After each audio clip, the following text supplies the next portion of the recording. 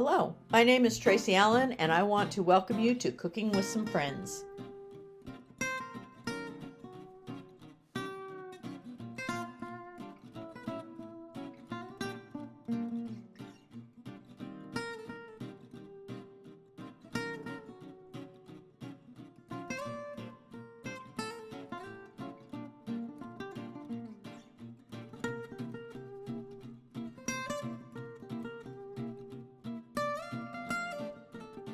Hello everyone and welcome to Cooking with Some Friends.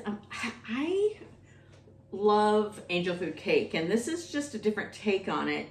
So I'm not using my angel food cake pan.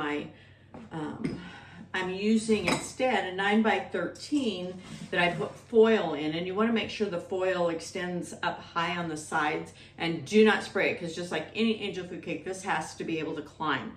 I've preheated my oven to 375, or I am preheating it to 375. So now I'm ready to start putting the cake together. The first thing I'm going to do, I'm going to sift together my flour, which I have 1.5 cups of just all-purpose flour, which is another difference because normally when I make angel food cake, I have to use cake flour.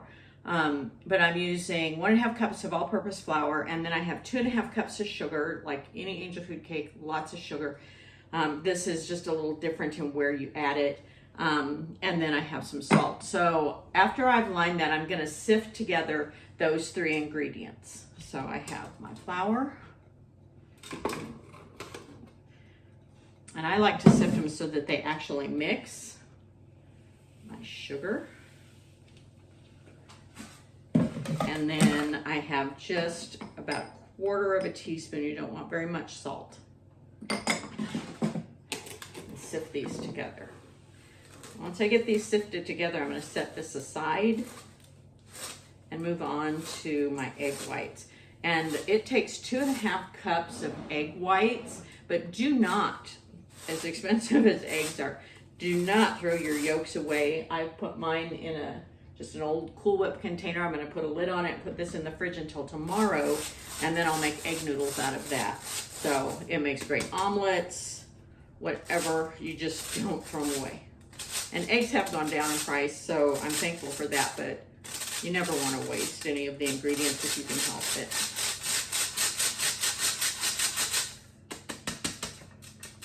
Now, if I were making my regular angel food cake, I not only would change those ingredients a little, but I also would sift it 2 to 3 times just to get extra air in it. But this, since it goes in a 9x13, doesn't need that. So I'm going to set this aside and then move on to my egg whites. So I'm going to put my 2.5 cups of egg whites with 1 teaspoon of cream of tartar, and I'm going to put these into my KitchenAid and with the whisk attachment and beat these until, excuse me, I'm out of breath, until they reach the soft peak stage, and then I will keep beating a little bit longer until they reach the stiff peak stage. So I'll come back once they reach stiff peak. Our egg whites and cream of tartar are ready, and as you can see, the stiff peak, it holds the peak up nice and firm. And so now we're done with the mixer because we don't want to lose any air. Just get that off my beater bar. And then we're going to take our mixture that we sifted, and we're going to take about 1/3 of it and put it in our egg whites, and we're going to fold this in. Again, trying to be careful not to lose a lot of that air. It always comes between a fine line of losing the air and not getting well incorporated, so you just need to be cautious. This makes a great summertime or springtime dessert. Anytime you have angel food cake, it's great. It's also just kind of light and refreshing, and especially with the icing that goes on this.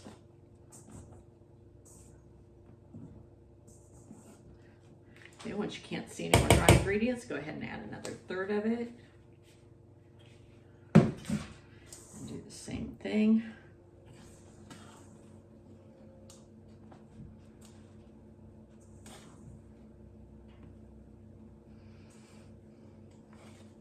I have you can't see it, it's just off camera. There's a pile of play dishes and stuff on one of my countertops, and my granddaughter was over and she was cooking at the countertop while I was cooking in the kitchen. It was so cute. And she's asked questions about what's happening and what am I doing and why am I doing it. And anyway, just like all my kids, grandkids, she's really precious. So.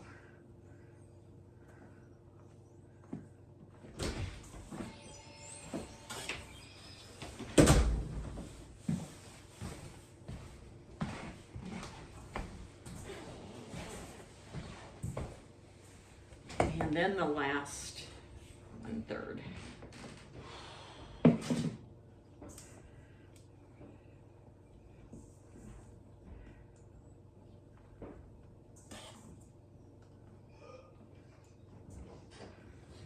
Once I get all this flour and sugar and salt mixed in, the only other two things that I need to fold in, a teaspoon of vanilla and a teaspoon of fresh lemon juice.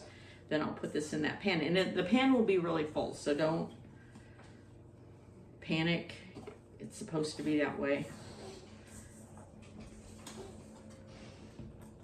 You want to put this in towards the lower part of your oven just because it's going to rise up quite a bit. And then bake it for 30 to 35 minutes.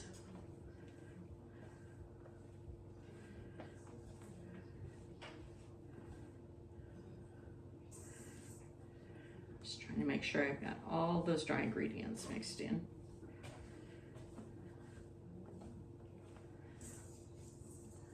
They like to sink to the center.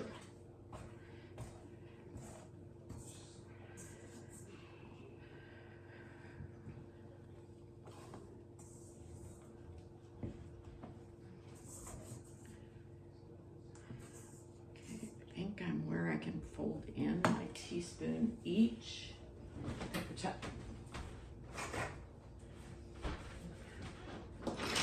Of vanilla.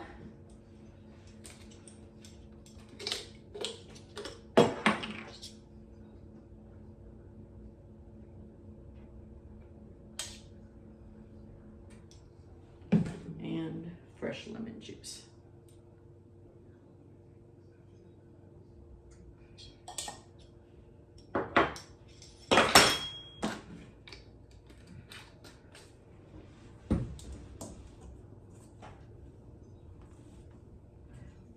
Flavor mixed in, and then get it in my pan.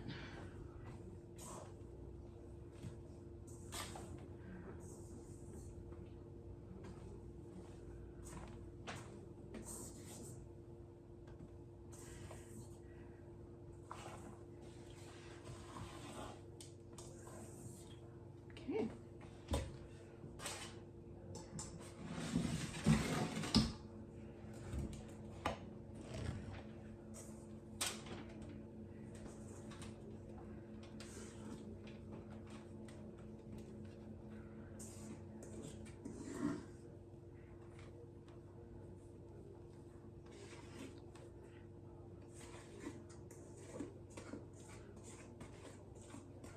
While your cake is baking, you don't want to ice it until it's cool, but you might want to go ahead and get your icing ingredients out because you're going to need a 1/2 cup of unsalted butter that's at room temperature, and you're going to need 8 ounces of cream cheese that's at room temperature. I'm just going to evenly distribute this. Don't go too crazy. You don't want to pack it down.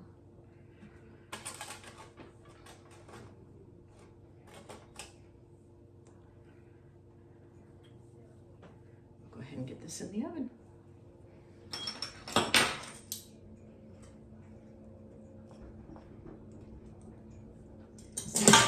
Our cake is out of the oven, as you can see, and it looks great. This is why you want it to extend up above, because it will rise above that. Then I've lightly sprayed a cooling rack, and I'm going to flip this over onto the cooling rack, but I'm going to leave it, the pan and the foil, over the inverted cake for an hour and let it cool completely. And then I'll come back and show you the icing. Now remember, you want to get your 8 ounces of cream cheese and 1 stick of butter. So it's softened. You want the juice and the zest of 1 lemon and some vanilla and then some powdered sugar and just a pinch of salt. So let's get this inverted. Our cake is inverted and we're just gonna let it cool. Our cake is completely cooled. I'll show that to you in just a second, but I want to show you the icing that we're gonna put over it as soon as I show you the cake. So in my bowl I have 1 stick of softened butter and 8 ounces of cream cheese. And to that I'm going to add the zest of 1 lemon. I've got our supper going. We've got some straw and hay going over here, so I'm gonna hurry. I need a teaspoon of vanilla.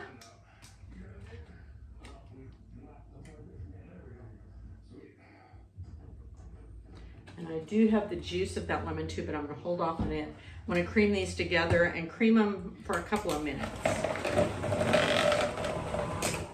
Okay, we're gonna add in our powdered sugar and it'll take 3 to 4 cups. So we're gonna start off with just a couple of cups.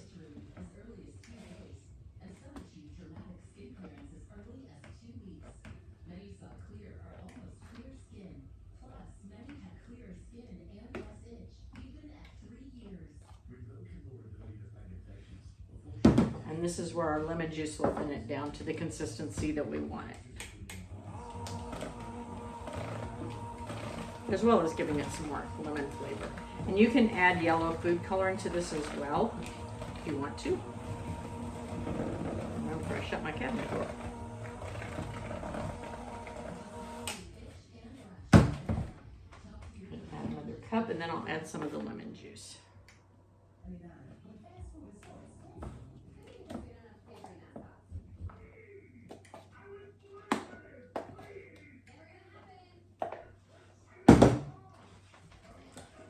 Straw and hay a quick stir.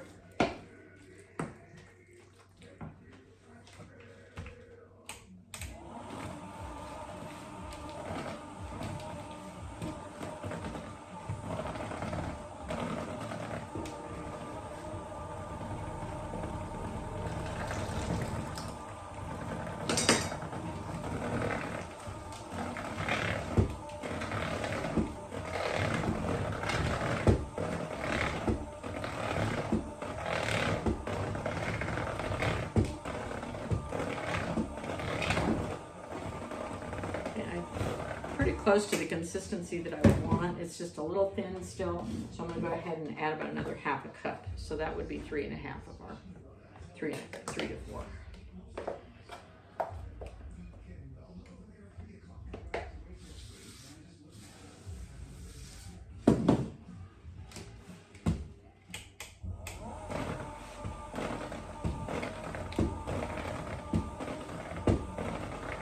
There we go.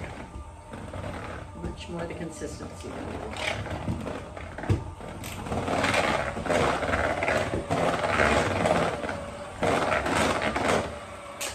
Okay, as you can see, it's more spreadable. So I will show you what the cake looks like and then get the icing on it. So I've removed my pan. Now it's time to remove the foil from your cake. And you can test your cake for doneness by using a toothpick, which is not the normal way to test an angel food cake.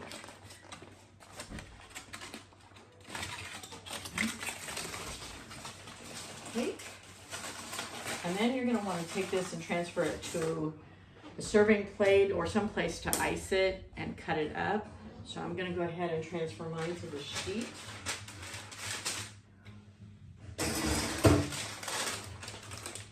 And then we're ready to get the icing on it.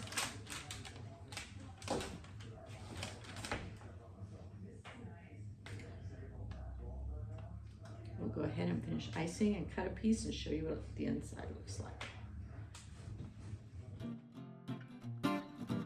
Thanks for joining us for this session of Cooking with Some Friends. Make sure you like this video and subscribe to our YouTube channel. And find us on Facebook at Cooking with Some Friends.